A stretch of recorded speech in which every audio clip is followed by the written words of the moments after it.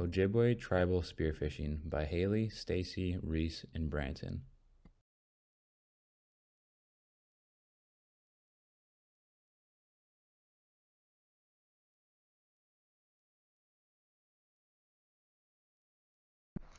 Background information on the Ojibwe tribe.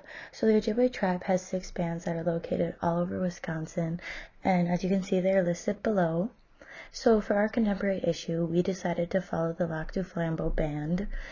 And on the right, you see 2 pictures. So the top map, it shows the location of the 6 bands of the Ojibwe. And in the black outline, you can see the ceded territory of the tribe. And then the yellow squares are the tribal boundaries. And then in the bottom map, it is the outline of the Lac du Flambeau Reservation, and you can see the area and towns it is near.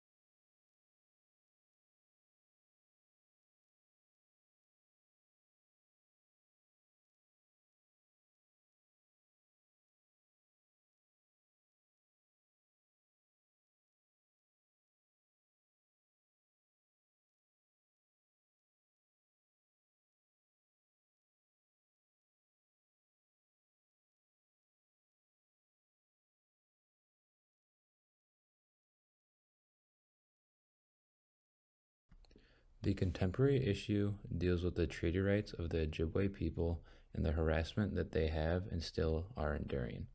The issue takes place in Vilas County, where the Ojibwe people exercise their right to spearfish at Carroll Lake. The Ojibwe tribe has treaty rights that allow them to hunt and fish on non-native land. The treaty rights of the Ojibwe people were ignored once Wisconsin officially became a state. The Ojibwe people were at risk of citations and being arrested if they were to spearfish or hunt on non-native land. This caused more issues later on when the Ojibwe people wanted to exercise their right to spearfish.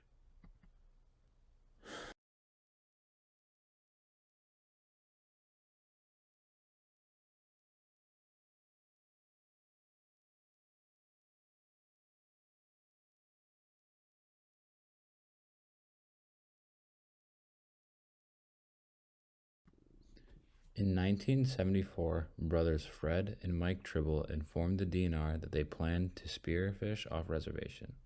Since their treaty rights were being ignored then, they assumed they would be charged for spearfishing. They were correct, as they were charged by the DNR.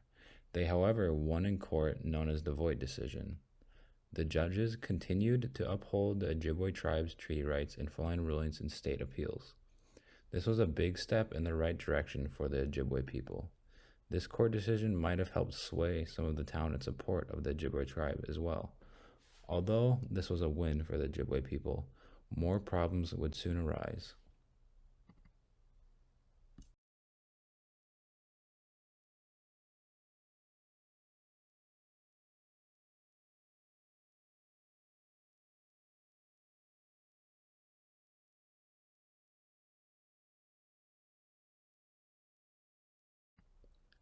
Following the court ruling, the Ojibwe people were harassed by protesters at the boat landing with threats, rock throwing, and racial slurs when they attempted to spearfish.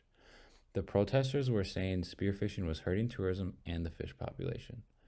A federal report showed that these statements were false. Last year, a man shot at 3 native spearfishers from the shore.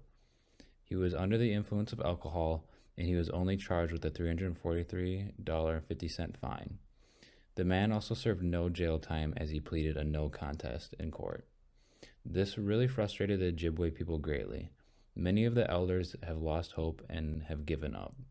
Some of the town has spoken up for the Ojibwe people, which might help end the risk of harassment for them.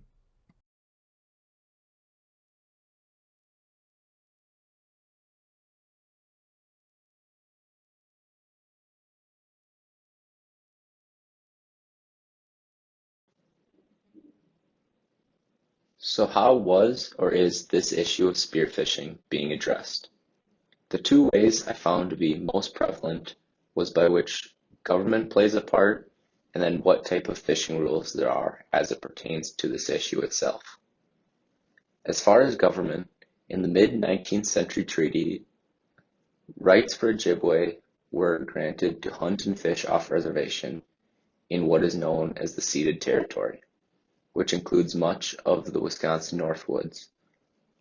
Although the Wisconsin state government has basically ignored and slowly forgotten about these treaty rights, people will still risk citation or arrest from game wardens in order to feed their families.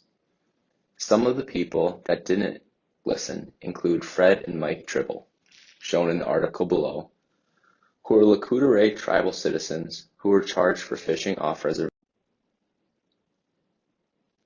Relation to federal Indian policy. The two main federal Indian policies I found to be prevalent within the topic of Ojibwe spearfishing is state and local law and treaties. Treaties are a contract between sovereign nations that have a recognized and established unique set of rights, benefits, and conditions for the treaty-making tribes who agreed to cede millions of acres of their homelands to the United States and accept its protection. This relates to Ojibwe spearfishing because, as discussed in the last slide, through the early to mid-19th century treaties, Ojibwe tribes were given treaty rights to hunt and fish off reservation in what is known as the ceded territory in the Wisconsin Northwoods. The Treaty of 1840-54 did exactly this. What cultural aspects are affected by the issue? Fishing is a tradition for the Ojibwe people, and it involves a lot more than just taking the fish. Families gather together a long time in advance to prepare, and in some communities there is singing, dancing, and praying involved.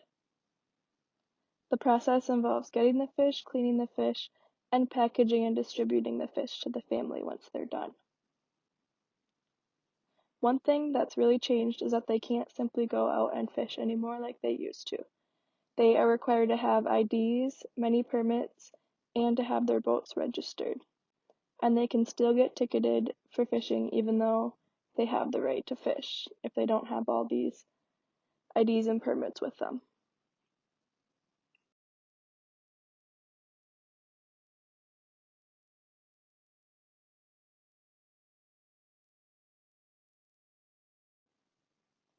Let's look at two perspectives on spearfishing, the native perspective and a non-native perspective. To the Ojibwe, spearfishing is a big part of their cultural beliefs and who they are as a people, and it provides food for their community. And from their perspective, non-natives are being negligent and are not respecting their rights. Some non-natives accuse the Ojibwe spearfishers of taking too many fish. Some say that tribal spearfishing harms fish populations and damages the tourism industry, and some also claim that it's not well regulated. These claims can be proven false because spearfishing season is over before the main tourism season even starts, and every fish harvested during the tribal spearfishing season is carefully recorded by the government. The number of fish that the tribal